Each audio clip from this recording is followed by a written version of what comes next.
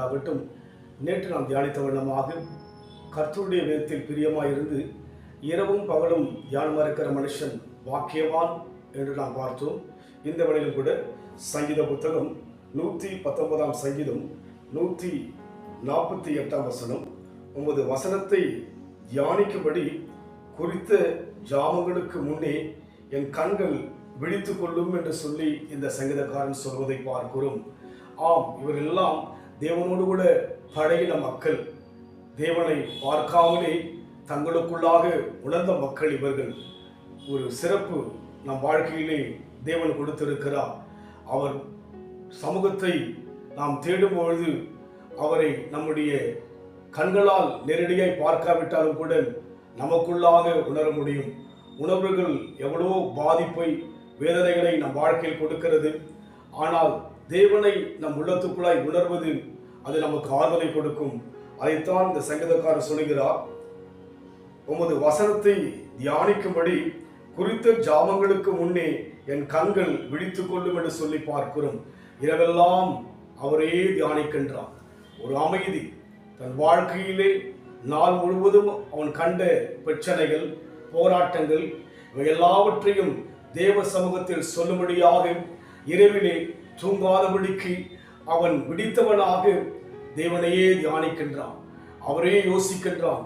இந்த அனுபவமானது அவன் வாழ்க்கையில் என்ன நடக்கிறதாம். அதற்கு அடுத்த வசனம் பார்க்கிறோம். உம்முடைய கிருபையின்படி என் சத்தத்தை கேளும் கர்த்தாவே, உம்முடைய நியாயத்தின் நிமித்தம் என்னை உயிர்ப்பியும், உம்முடைய நியாயத்தின்படி என்னை உயிர்ப்பியும் என்று சொல்லி அங்கே அவர் சொல்கிறார்.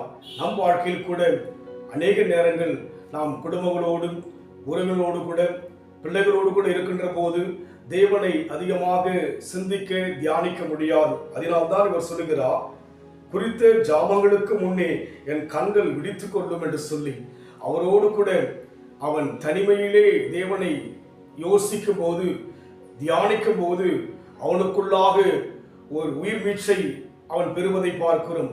நாம் கூட அநேக நேரங்கள் சோர்ந்து விடுகிறோம்.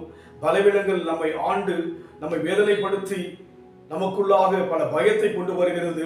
இவை எல்லாவற்றிலிருந்து எப்படி விடுவிக்கப்பட முடியும் என்று யோசிக்கும் போது அவரை தியானிக்க வேண்டும். தனிமையிலே இரவிலே நாம் தேவனை தியானிக்க வேண்டும்.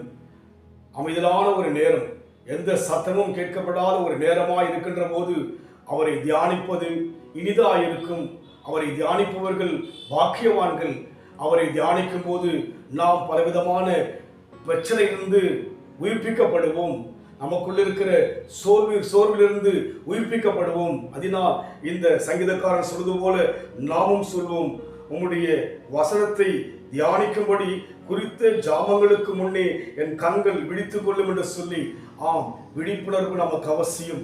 நமக்கு ஆறுதல் கொடுக்கிற தேவன் இருக்கிறார், அரவணைக்கிற தாயாய் இருக்கிறார், தாங்குகின்ற தகப்பனாய் இருக்கிறார், நல்ல போதகராய் இருக்கிறார், மேய்ப்பராய் இருக்கிறார், எஜமானாய் இருக்கிறார்.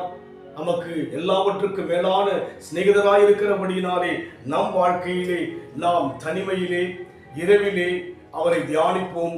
அது நம் வாழ்க்கையிலே பல மாற்றங்களை கொடுக்க அவர் இன்றைக்கும் ஜீவனாய் இருக்கிறபடினால் அந்த அனுபவத்தில் போக நம்ம ஒப்பு கொடுப்போம். எஜமானன் இயேசு முகம் தேடுவேன், என்றும் கர்த்தாவின் கரம் நோக்குவேன். எஜமானன் இயேசு முகம் தேடுவேன், என்றும் கர்த்தாவின் கரம் நோக்குவேன்.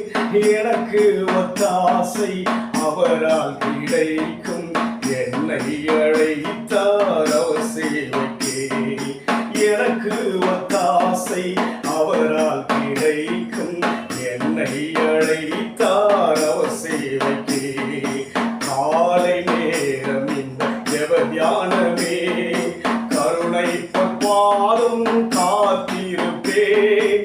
அதிகாலையில் அறிவை கொண்டே அன்போடு இயேசு நிறம் பேசுவார். அதிகாலையில் அறிவை கொண்டே அன்போடு இயேசு நிறம் பேசுவார். காலை நேரம் இந்த ஜெப தியானமே. ராஜாமம் எல்லாம் உம்மை சிந்தித்ததாக இந்த வார்த்தை பார்க்கிறோம் ஐயா. நாங்களும் அந்த ஆழமான அனுபவத்தில் போக எங்களையும் கூட ஒப்புக் கொடுக்கிற ஐயா. அதே வண்ணமாய் எங்கள் நடத்துகிறாக பொறுப்படுத்திக் கொள்ளுங்க. இயேசுவின் நாமத்தில் பிதாவே, ஆமென். கர்த்தர் ஆசீர்வதிப்பாராக.